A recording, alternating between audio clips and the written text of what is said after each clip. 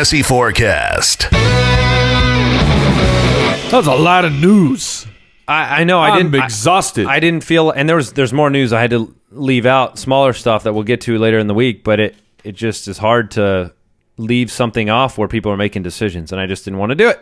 So, Thursday night game, as we alluded to, Buccaneers facing the Rams, and, well, I really like the Buccaneers defense.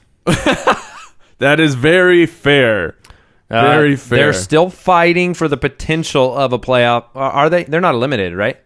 Because they're 6-7, I believe. Mathematically, I don't believe so. No, they wouldn't be, because the 8-5 Minnesota Vikings, 6-7. You've got the the potential mathematical chance there. So you're saying there's a chance? Well, what I'm trying to do is come up with an angle as to why they're going to play hard tonight. Well, I'll tell you who's trying to come up with an angle is the NFL Network. As they're stuck again, they're like, I know the angle. Bucks versus Rams. No way, man. What is it? You seen those color jerseys? I love the color jerseys. They're coming out again color rush tonight. Oh yeah. Oh, we got the Rams are like highlighter yellow. Really? Yeah. That's awesome. That is that now I'm gonna watch. Highlighter, but that's Seattle. Well, Seattle has that neon green. No, that's like highlighter green. Yeah. This is yellow. Green and yellow. Those are actually different colors, Mike. Oh, but just as a highlighter. But the Rams highlighter yellow. Where on their What? They're yellow. The Rams are yellow. They're yellow. They are not highlighter yellow. Yeah, I know, but the color rush, that's the whole. You pick a color from your team. Yes. And then you run it through the highlighter machine? And then you run it through the extreme machine is what you do, Mike. You take one of your colors and you say, let's extreme. Highlighter's probably wrong. Okay, bright yellow. So they grab the uniforms and they just dump Mountain Dew all over it. Yes. Dude, they're going to be hopped up. No, they're extreme. After the radiation dies down, they put them on. I've got them right in front of me, by the way. Sterilized sites. And apparently I've also got an advertisement playing in the background. You can't go on the internet anymore. Autoplay ads. All right, Public sorry. service announcement. Sorry. Get rid of those. All right. Winston Keenum. Keenum has averaged, he's been held under 140 passing yards in both of his starts.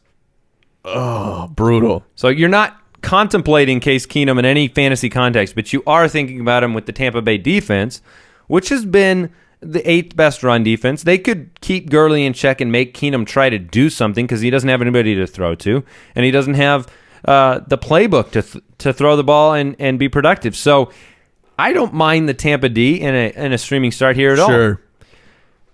I'm starting Todd Gurley. Yep. Yeah, we had a bit of a scare there with Todd Gurley after a couple weeks of really bad production. He came through big last week. It's tougher though. It's tougher though when you have a guy like Gurley on an offense that's just so bad against a great run defense where you're counting on one of those I'm counting on one big play, a 45, 50-yard run. I don't have any problem at all against a good run defense. The thing that I have a problem starting Gurley with is against a good offense. Because the only thing that's going to hamper Gurley, I don't think it's a great run defense. I mean, you saw him, he was able to destroy Arizona early in the year when we weren't scoring and the game was where they were still in the game. And so that's what I care about with Gurley is, are they going to be able to just keep handing the ball off? And I don't expect Tampa Bay to go up by 2 or 3 scores quick. I mean, it's possible, but I think that to me says Gurley's going to be able to continue getting the ball, and if he gets the ball, he's going to wear down a defense. Okay, so are you? I guess we've already talked a little bit about Mike Evans. We're pretty comfortable with him, with Vincent Jackson being out. We've seen when Jackson was out, Evans just getting a gigantic whale size of targets. The problem is just what we saw last week. The Rams, they're at home again. They held Calvin Johnson down. That offense didn't do much. The over-under in this game's 40. It's not that I'm not saying don't start Evans. I'm just saying I don't know if I'm going to get a monster game out of it. Evans is very scary for me. I'm an owner this week, and again, I just mentioned I was deciding between Randall Cobb and Mike Evans, and to me, it was very, very, very close. In my rankings, when I statted guys out, I actually had Randall Cobb with a better game than Mike Evans, but Mike Evans has that high ceiling. He has that game that you can have in a playoffs that you need in week 15. You need a guy that can go out there and dump 30 and have that opportunity, he's got a much higher probability of that than Randall Cobb. And you've seen, the Rams, they had such a great defense for the first half of the year, especially against the wide receiver position. But in the last 4 weeks, they've given up a touchdown every single week, 2 touchdowns, half of those weeks, over 100 yards in 3 of the 4, and over 300 2 weeks ago. So they're a beatable team. I think you start Mike Evans in most situations. All right, so Doug Martin and Austin Seferian-Jenkins. Now, Martin is in. Yes. He's locked and loaded. Yep.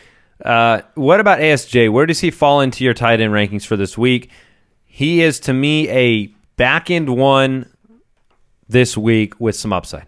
Yeah, I can absolutely agree with that. I mean, you at this point, for a guy who's had one great game in his career, you can't expect it, but you've seen it, so you at least know that the unicorn exists, and it could happen. Vincent Jackson is out, like we were talking about. So he's not a terrible player. I have him. You've got him lowest. You've got him 18th. Lowest, yeah. And both Andy and myself have him 13th. I think in a playoff matchup, there's probably guys that are better either on your roster or, I would rather start Richard Rodgers personally against Oakland. I'd rather start probably Heath Miller or Zach Miller over those guys. Over Seferian-Jenkins. I completely agree. Where there's guys who I'd rather play. Yeah, a lot of the stock that you're putting into guys nowadays has a lot to do with the quarterback throwing to them. That's how I'm thinking about a lot of these matchups. You mentioned Richard Rodgers. I don't know. I might start ASJ over Rodgers, but when I think about Rodgers, I think about the Rodgers throwing to him as opposed to Winston and getting locked up in a matchup where I'm depending on Winston right now.